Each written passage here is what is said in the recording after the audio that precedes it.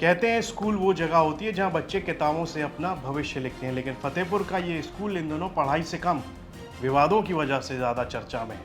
कल तक इसी कॉलेज के बाहर जैन अल्फा का प्रोटेस्ट था। बच्चे नारे लगा रहे थे, व्यवस्था सुधारने की मांग कर रहे थे।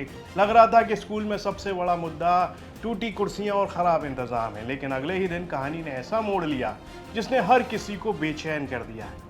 अब सवाल ब्लैक बोर्ड का नहीं है, सवाल है एक 16 साल की छात्रा का।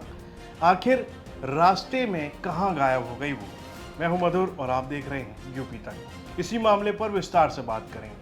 मामला फतेहपुर के किशनपुर थाना क्षेत्र का है। यहाँ सर्वोदय इंटर कॉलेज में पढ़ने वाली 16 साल की छात्रा 28 जुलाई की सुबह रोज की तरह स्कूल जाने के लिए घर से निकली, लेकिन शाम तक घर नहीं लौटी।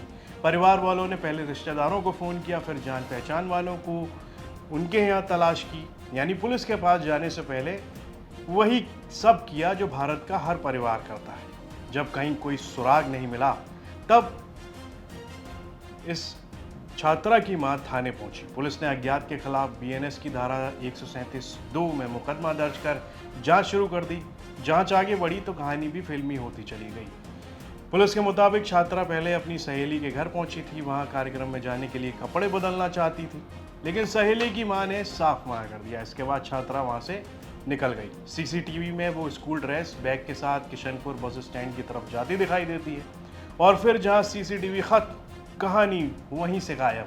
अब पुलिस उसी आखिरी फ्रेम के आगे की कहानी तलाश कर रही है। दिलचस्प बात यह है कि इसी कॉलेज में एक दिन पहले छात्र छात्राओं ने जमकर प्रदर्शन किया था। स्कूल में बुरे हालातों पर सवाल उठाए थे, नारे लगाए थे, अधिकारी पहुंचे थे और भरोसे दिए गए थे। यानी सिस्टम ने अपना सबसे पुराना डायलॉग वहां पर बोला था, जांच होगी, कार्रवाई होगी।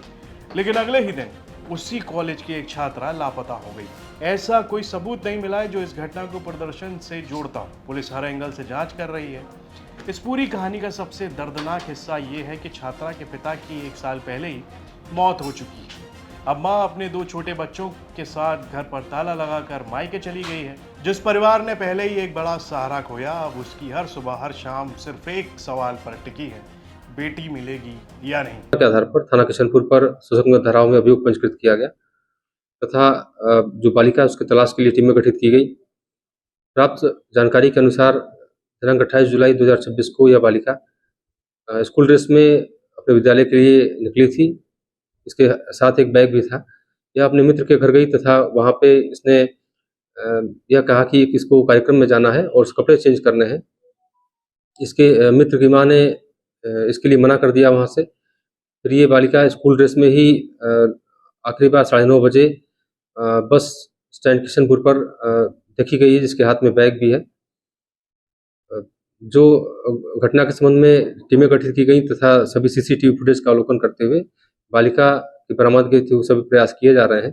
शीघ्र ही बरामद कर इसमें अग्रिम विधिक कार्रवाई की जाएगी। एक सीसीटीवी, एक बस स्टैंड और उसके बाद सिर्फ सवाल, क्योंकि हमारे यहाँ अक्सर कैमरे वहीं तक देखते हैं जहाँ तक उनकी रिकॉर्डिंग चलती है। उसके आगे सिर्फ परिवार की बेचैनी और पुलिस की जांच बचती है, उम्मीद भी बचती है। इस कहानी का अंत किसी क्राइम फाइल की तरह नहीं, बल्कि एक सुरक्षित वापसी की खबर के साथ होना चाहिए, क्योंकि सवाल अभी वही है, बेटी आखिर कहाँ है। ये खबर फतेहपुर से हमारे सहयोगी नितिन श्रीवास्तव ने भेजी थी। उस पर आपकी क्या राय है, कमेंट बॉक्स में लिखकर हमें ज़रूर बताइएगा। यूपी से जुड़ी तमाम खबरें देखने के लिए आप देखते रहिए यूपी तक।